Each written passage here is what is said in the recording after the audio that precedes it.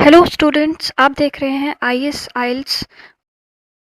Guys, आज मैं आपके लिए एक लिसनिंग का फुल फ्लेज्ड मॉक टेस्ट लेकर आई हूँ and I want you to practise it till the end, ताकि आपका लिसनिंग का स्कोर बूस्ट हो। और एक छोटी सी टिप है मेरी तरफ से, लिसनिंग करते टाइम एक प्ले स्पीड का बटन होता है यूट्यूब वीडियोज़ में, तो स्पीड थोड़ी बढ़ा लीजिए। जितना अच्छा स्कोर आएगा आपकी बढ़ी हुई स्पीड पे, उतनी ही लिसनिंग आपकी अच्छी होगी। Okay, so let's start.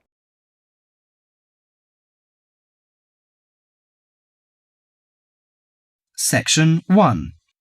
In this section, you'll hear a conversation between Alan and Gianna, the office counsellor of a company. First, you have some time to read questions 1 to 6.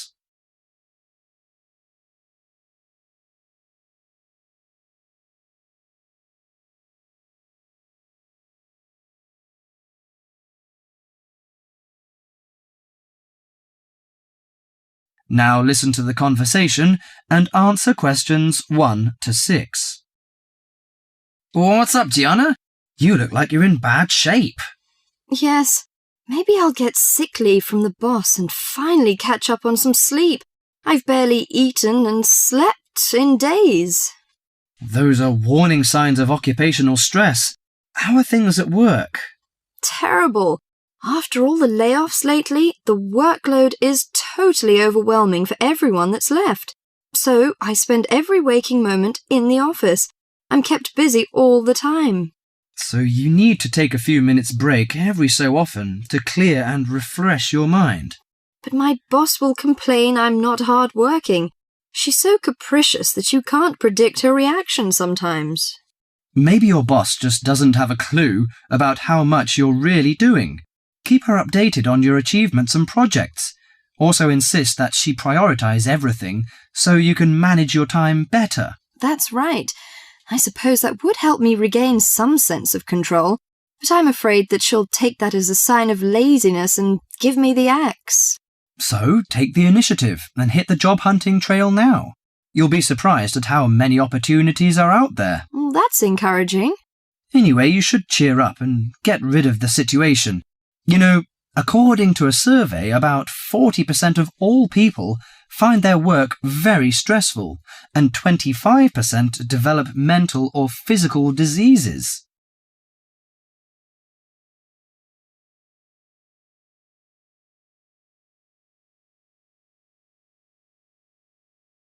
Before you hear the rest of the conversation, you have some time to look at questions 7 to 10.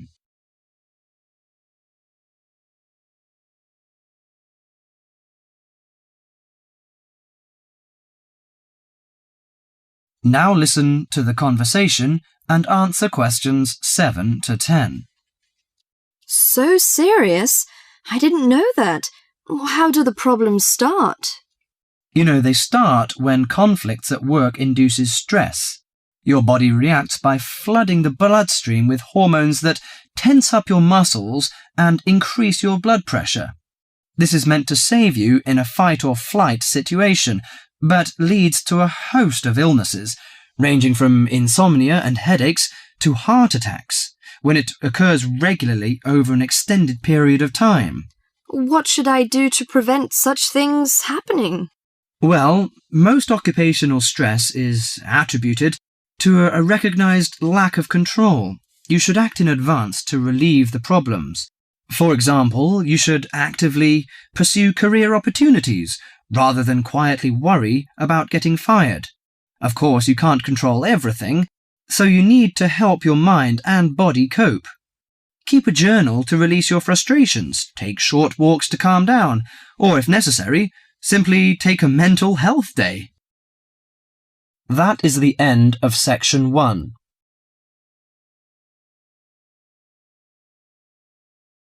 You now have half a minute to check your answers.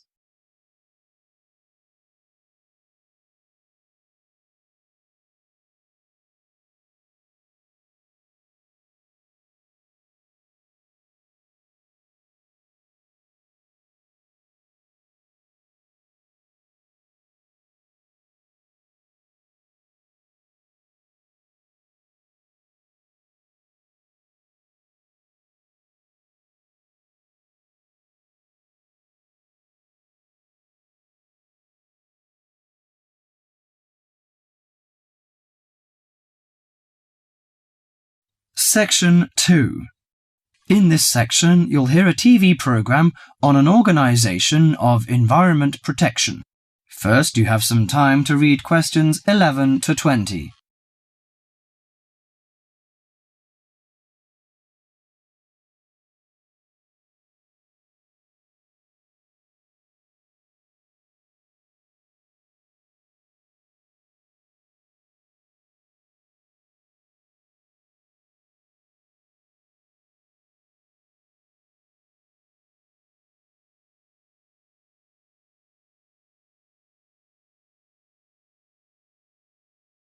Now listen carefully to the tape and answer questions 11 to 20. Today in our studio is Sue Gent, a staff member of Clean Up Australia. Thank you, Tony. As we know, the mission of Clean Up Australia is to inspire and work with communities to clean up, fix up and conserve our environment. Now, we are launching Say No to Plastic Bags campaign. The focus is to enable shoppers and retailers to reduce the number of plastic bags handed out at checkouts. How much do you know about plastic bags? Plastic is a recyclable resource. They are manufactured from non-renewable resources like oil and gas. The embodied petroleum energy contained in 8.7 checkout bags is enough to drive a car 1 kilometre. If plastic is not recycled, this embodied energy is lost from the resource chain. An estimated 36,700 tonnes of plastic bags are disposed of in landfill sites throughout Australia each year. Australians dump 4,000 recyclable plastic bags into landfills every minute. How does plastic litter harm the environment? Many thousands of seabirds and marine mammals die every year around the world as a result of plastic litter. When the animal dies and decays, the plastic is free again to repeat the deadly cycle. There are 2 reasons that plastic bags are particularly problematic in the litter stream. Firstly, they last from 20 to 1,000 years. Secondly, they escape and float easily in air and water, travelling long distances. Now, any questions from you? How can I help reduce the number of plastic bags used? In addition to saying no to plastic bags at supermarkets, you can help reduce plastic bags at convenience stores and takeaway food shops. These retailers account for 47% of single-use plastic shopping bags. You can help in the following ways. For example, you can keep a reusable bag in your car or handbag to use for unexpected purchases. Besides, if you have placed a big order at a takeaway store, ask for the food to be packed in a cardboard box that can later be recycled. Could you tell me where I can recycle my plastic bags? Well, most larger supermarkets and local Stockland shopping centres have recycling facilities available. Remember to turn bags inside out and remove any receipts and food scraps before recycling. Contamination can cause problems in production and prevent recycled plastic from being used. What happens to recycled plastic bags? Plastic bags are recycled to make garden furniture, garden sleepers, flower pots, and new plastic bags. Should I use biodegradable plastic bags?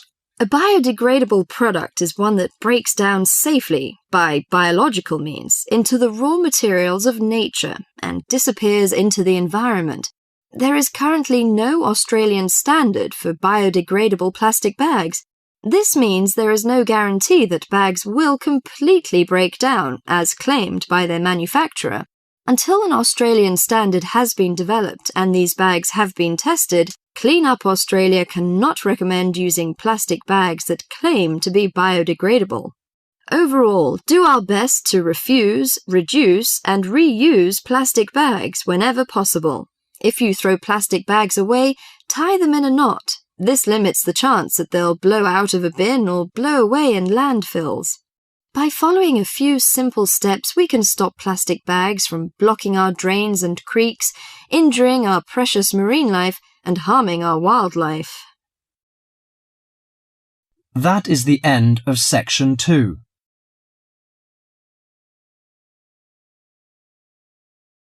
You now have half a minute to check your answers.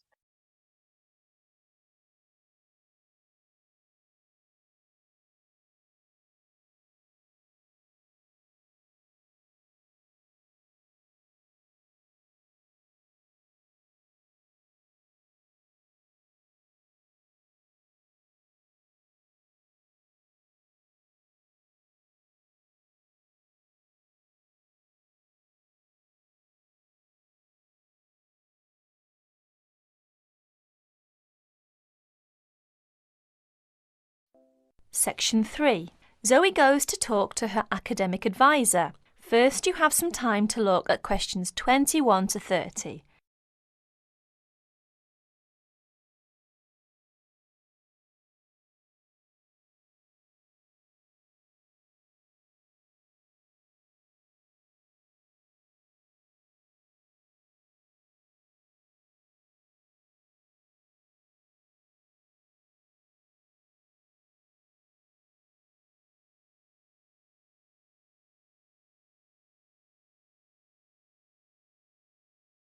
Now, listen carefully to the conversation between Zoe and her advisor and answer questions 21 to 30. How are you getting on, Zoe? Feeling at home yet? Well, more or less. There are still some things I need to buy, and I haven't found my way to all the facilities yet, but I really love the campus, and I've already made a few friends. Fantastic. Now let's see what we can do to get your studies off to the right start too. You're on the foundation course, so you can take up to 8 modules.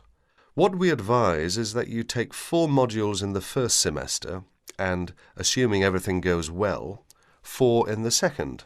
Have you decided which you want to take in this semester? I haven't made my mind up yet. I can't decide whether to take Principles of Marketing or Introduction to International Trade. Well, that depends on your career goal. You're planning to work in the biotechnology sector, aren't you? Well, that's my present thinking, but I guess I might change my mind. Right, well, marketing is a broad general subject that you will find really useful in a number of careers. International trade, on the other hand, is more specific. That's fine if you're sure it's the sort of work you want to do. A lot of students start off thinking about that option because it seems glamorous, but marketing can also be an exciting career, and there's a wide choice of jobs. Maybe you ought to wait until your career ideas are a bit more definite before you go down that road. Yes, I see. I could take International Trade next year, couldn't I? Sure, you could do international finance as well. So, in your first semester, you've got Principles of Marketing, Introduction to Economics, Banking and Finance, and let's see, Principles of Financial Accounting. How do you feel about that as a package? It's okay, I think, but I'm a bit worried about the maths. There'll be some statistics to do, won't there? Basic statistics, yes, but nothing more difficult than your last year of school maths. I know, but our maths syllabus was a bit old-fashioned. Mostly algebra, geometry, trigonometry and stuff, hardly any stats. Right, well, it sounds as if you could do with the maths brush-up course. Can I arrange for you to attend just the classes on statistics, if you like? That'd be great. I didn't want to do the whole of maths again, but the stats classes would make me feel much more confident, thanks. Hang on a minute, there's one more thing. Your English. Now, you know you have to reach a satisfactory standard in English by the end of your first year to be allowed to go on to the main BSc course. Yeah, now I'm in an English-speaking environment and I have to speak English all the time. I'm sure I'll be all right. It certainly helps, but speaking isn't everything. You'll have to get your reading up to the standards where you can understand the books on your course reading list quickly. To get the information and ideas, you need to write your essays. That means you have to develop a high level of comprehension skills. You'll never get through the course material if you try to read the books intensively from cover to cover. That's why our language skills development program gives you a series of graded academic texts to study and answer questions on a limited time. You'll probably find it hard at first, having to work against the clock without a dictionary. How can I improve my skimming and scanning skills? Good question. For that, you'll have to do a range of specially designed exercises. Sometimes these will be from a transparency, because it is often how the lecture material is presented. Sometimes I think I'll never learn all the vocabulary. English is such an enormous language. I know what you mean. English is the biggest language ever, at least 350,000 words. Even Winston Churchill only knew 60,000, so they say. But as an academic student, you can get a lot of help from the academic word list by Avril Coxhead of Victoria University. That's in Wellington, New Zealand. I've studied word lists, of course, but how does this one help? The academic word list is based on a survey of 3.5 million words of academic text. It contains 570 families of the words most commonly found in academic texts. Well, that's apart from the 2,000 most useful words in English. They come in a separate list. You can see copies of both in the library. You said word families. Do you mean words that are similar? In a way, yes. It means that all the different grammatical forms of a word are listed together, so you can see the nouns, verbs, adjectives, forms with prefixes and suffixes and so forth. It'll be clearer when you look at it. Anyway, Avril Coxhead gives you really great hints about how to learn the words, so it shouldn't be too daunting. The trouble is, I tend to forget the words I learn. Well, there are two ways you can tackle that. First, always try to learn the words in a context. Either learn a whole sentence using a word, or learn a phrase that the word typically comes in. We call phrases like that collocations. That's a new one on me. Collocations. I'd better make a note of it. You do that. You can find collocations in most modern dictionaries. Anyway, as I was saying, there's a second study aid I recommend for vocabulary learning. When you get an assignment, take a sheet of paper and write 4 headings. Words I can use, words I can recognise but can't use, words I'm not sure of, words I don't know. Don't bother with the simple words, of course. Then go back after 2 weeks and look at the list again. Can you move any of the words into a better column?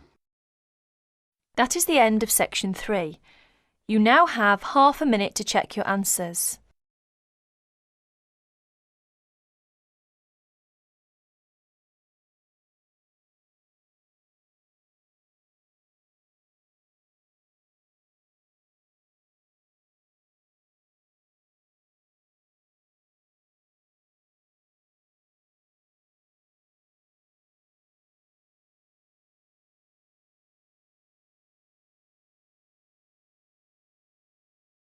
Section 4.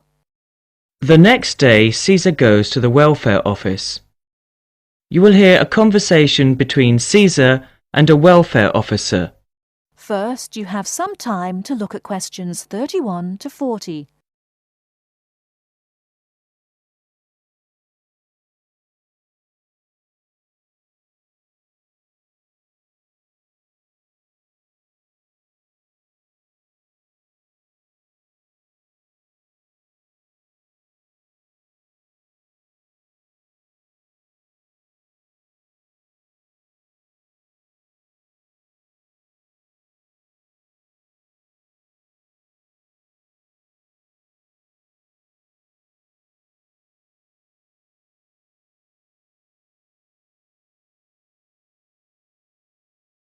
Now, listen carefully and answer questions 31 to 40.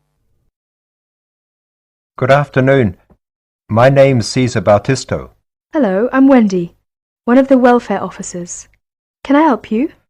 Yes, I have to move out of my accommodation in 2 weeks, and I can't find anywhere else to live. Okay, I'll need to know some details about your current situation. I'm an overseas student from the Philippines. The college gave me a temporary room for 1 month. I can't find anywhere else, and I have no money. Have you told the college about your position, or asked them to let you stay longer in your accommodation? No, not yet. I didn't think that would be possible. Well, we can contact the accommodation service on your behalf to see if they'll let you stay a little longer, until you can find an alternative.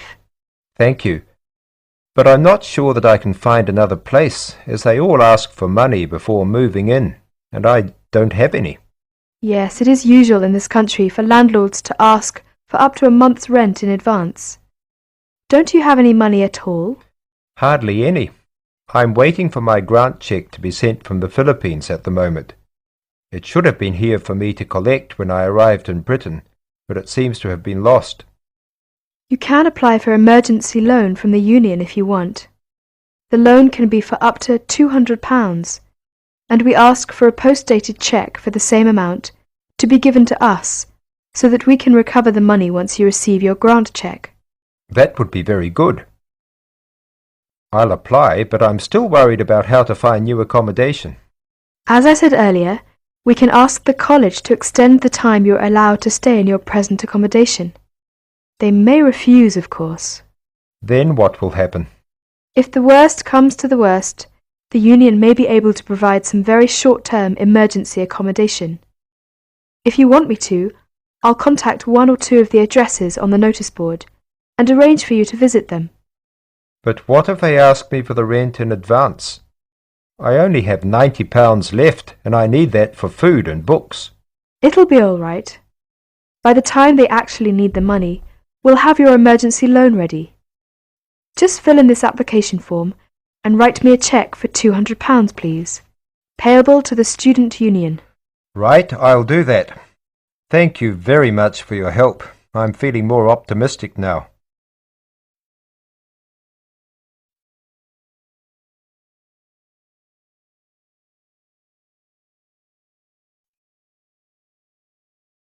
That is the end of section 4. You now have half a minute to check your answers.